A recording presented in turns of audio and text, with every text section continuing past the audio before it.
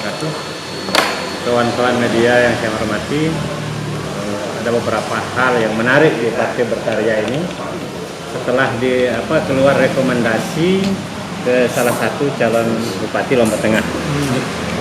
Nah, saya akan mulai untuk bagaimana proses dari keluarnya SK Menkumham itu karena terjadinya kepercayaan yang tidak ada kepada DPP pusat sehingga terjadi munaslup dan pergantian kepengurusan dan telah di SK-kan pada tanggal 30 Juli oleh Menteri Hukum dan Hak Asasi Manusia. Kemudian untuk selanjutnya bahwa SK Menkumham itu berlaku sejak terbitnya pada tanggal 30 Juli sehingga SK yang dikeluarkan pada tahun 2017 ya. Tahun berapa kemarin itu saya lupa sudah. 2017 sampai tahun 2022 itu sudah tidak berlaku kembali. Sehingga apa yang telah dikeluarkan oleh pengurus lama tentang rekomendasi itu batal demi hukum karena terbitnya SK Menkumham dari hasil munaslup. Nah, mengenai persoalan dukungan ya, memang ada beberapa calon yang sudah hubungi saya untuk minta dukungan ke Partai Berkarya. Nah, kami selagi sedang kaji. Sementara dari pihak Fathul Nursiah belum ada sama sekali komunikasi kepada kami. Karena di Lombok Tengah saya katakan bahwa hanya saya sendiri yang diundang oleh DPP pusat untuk mengikuti munaslup. Sementara pengurus-pengurus yang lain itu tidak mengakui dan tidak mendukung munaslup sehingga tidak diundang. Gitu. Karena saya merupakan bagian dari Partai Berkarya dan pernah saya meloloskan Partai Berkarya ini untuk ikut pilkada di Lombok Tengah itu, makanya kami diundang untuk ikut munaslup itu. Nah, persoalan SK yang sudah rekomendasi yang sudah dikeluarkan oleh DPP itu adalah urusan dari pengurus lama. Saya tidak mau campur tangan dalam hal itu. Itu sudah dibatalkan karena akan dipakai oleh KPU itu adalah SK terbaru. Gitu. Sehingga bagaimana pembicaraan sama calon bupati saya tidak tahu sama sekali karena kami di pengurus saya di sana wakil sekretaris jabatan saya di sana. Tapi tidak pernah dilibatkan sama sekali. Dengan demikian apakah pengurus yang sekarang ini akan membuka pendaftaran seperti yang dilakukan oleh partai lain?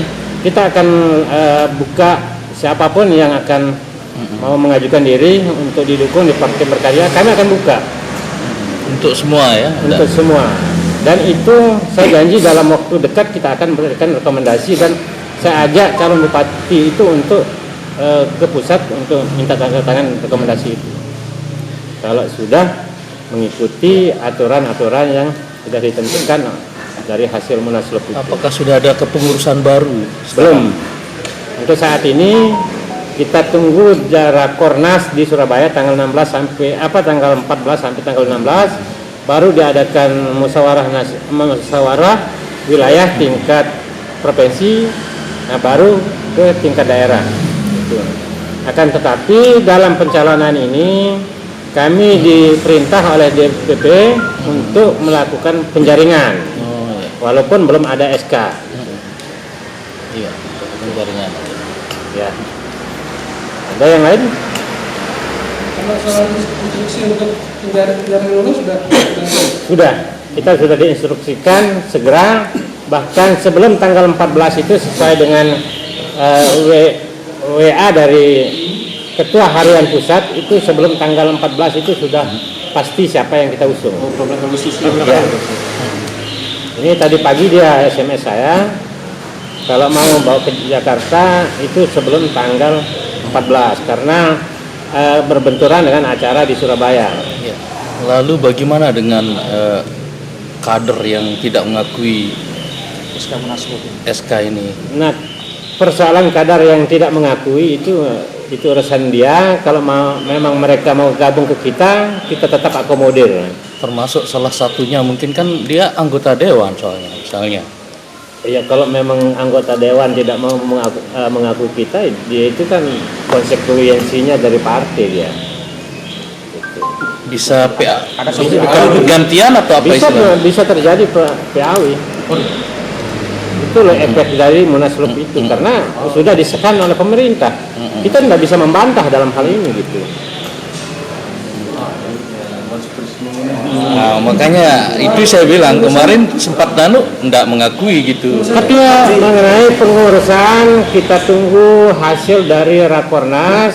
Setelah Rakornas baru Muswir dan Musda di masing-masing kabupaten.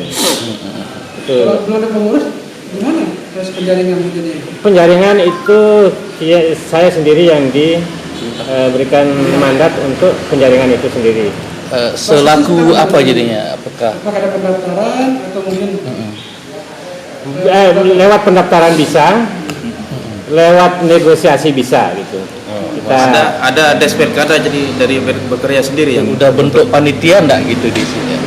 Akan dibentuk atau gimana modelnya? kita secara langsung aja dulu. Oh, gitu. Kita langsung aja dulu karena waktunya sudah mepet. Makanya kalau memang ada yang calon yang berminat lewat Partai Berkarya itu, kami sendiri yang sama calon PLT-nya dari Kota Mataram itu yang kita bawa. Karena panitianya yang ikut Munaslup itu hanya 3 orang kemarin dari NTB, 5 orang. Ya. Ada berapa calon yang sudah menghubungi ini? Sekitar 2 orang lah. Siapa? Itu nanti kita buka itu nanti ya. Nah, mengenai sebentar ya. Mengenai rekomendasi yang di Kota Mataram itu sudah dibatalkan yang namanya BAHQ dia. Karena terbit rekomendasi baru. Ini buktinya rekomendasi baru sudah terbit ini. Nah, ini rekomendasi baru dari hasil Munaslup ini. Atas nama siapa? Atas nama Lalu Wirasakti. Itu menjadi calon wali kota yang di Mataram yang sudah direkomendasikan oleh Partai Berkarya. Ya. Kembali ke yang menghubungi tadi, salah satunya Dwi itu, betul? Yang mana? Mas Dwi Sugianto. Ada juga. Dwi normal kan? Nah, belum berani saya pastikan karena saya belum ketemu langsung sama beliau. Belum ketemu. Tapi lewat via telepon sudah. Lihat telepon timnya yang sudah. Siap. Supaya nggak salah ya. Nah, ini SK Menkumham terbaru hasil perubahan.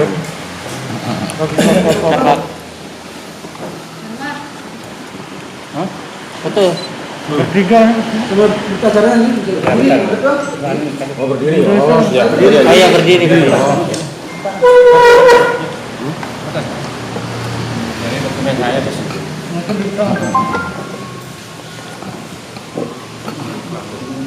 Aku dampingi. Ini SK-nya ya. Hadap sini ya. Ya, perubahan. Nah, ini susunan pengurusnya yang di DPP.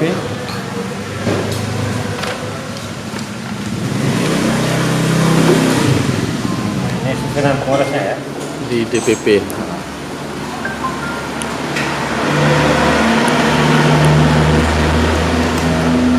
Oke, sip. Oh.